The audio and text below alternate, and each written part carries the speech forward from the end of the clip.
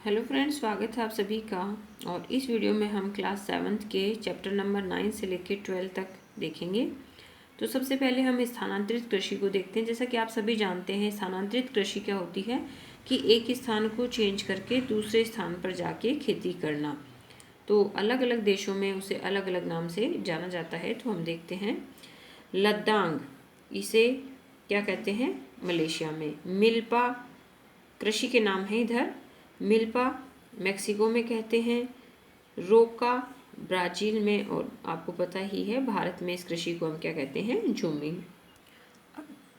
अब यहाँ से जो है सामाजिक और राजनीतिक जीवन से रिलेटेड चैप्टर शुरू हो गए हैं, जो कि पार्ट 2 है। मैंने स्टार्टिंग में आप लोगों को बता दिया था।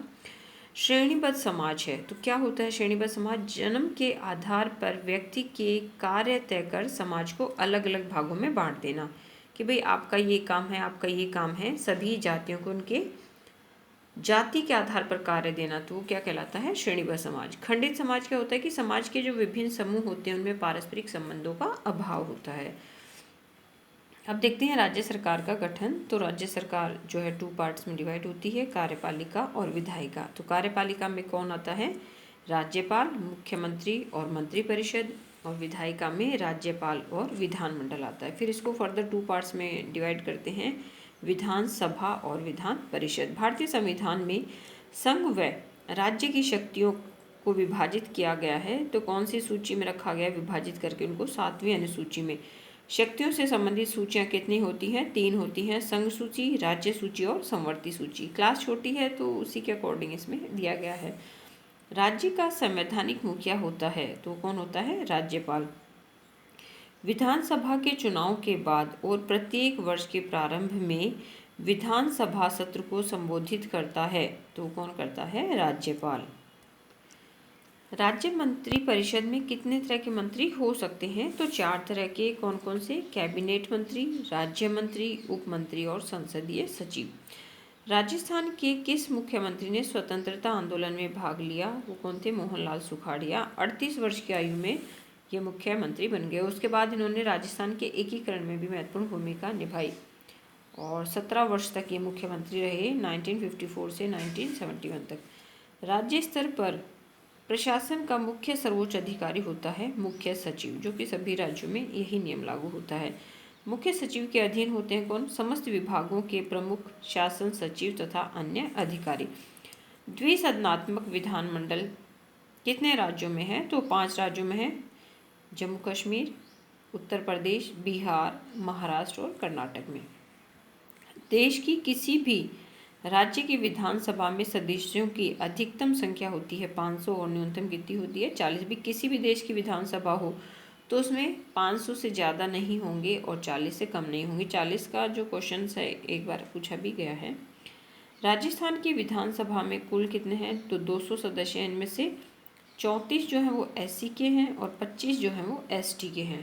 केंद्र सरकार ने शिक्षा को मूल अधिकार का दर्जा दिया 2002 में 86वां संशोधन द्वारा, और उसे अनुच्छेद 21 कै को जोड़ा गया।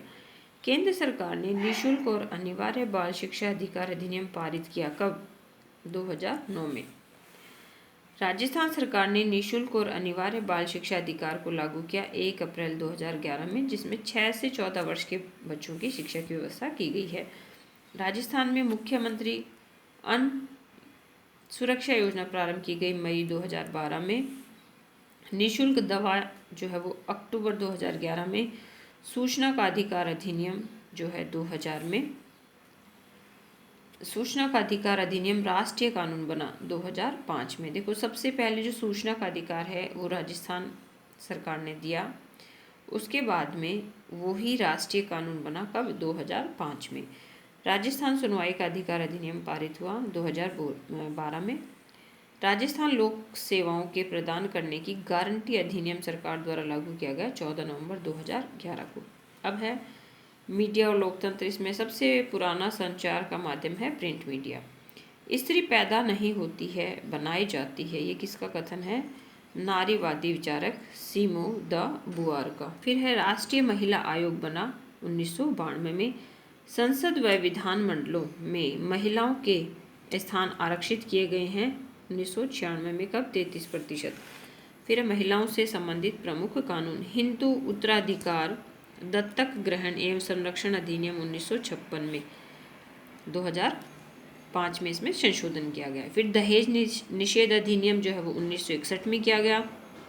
थर्ड है बाल विवाह निषेध अधिनियम 1929 और इसमें संशोधन कब किया गया? 1986। फिर है सती निषेध अधिनियम 1987 में, महिला घरेलू हिंसा निरोधक अधिनियम 2005 में। तो ये इम्पॉर्टेंट हैं सभी कानून, तो इन्हें आप ध्यान से याद करें और अपनी कॉपी में ध्यान से याद करके अपनी कॉपी में इन्हें नोट डाउन करें। मेरी वीडियो देखने के लिए आप सभी का धन्यवाद। और एक बच्चे ने कमेंट किया था कि मैम 11th-12th का भी PDF डालो। तो बेटा मैंने बहुत सारी वीडियो जो है ऑलरेडी 11th-12th के लिए डाल रखी हैं, मैंने PDF भी बनाया है, तो मैं सभी जो भी वीडियो हैं उसमें जोड़ दूंगी PDF बना के। तो आप प्ले लिस्ट में देखो जाके, है ना, वो सारा ही 11th-12th का है, बहुत अच्छी वीडियो हैं, तो आप वहाँ देखिए। बाकी कोई और आवश्यकता हो तो आप मुझे कमेंट करें। मेरी वीडियो देखने के लिए आप सभी का धन्यवाद।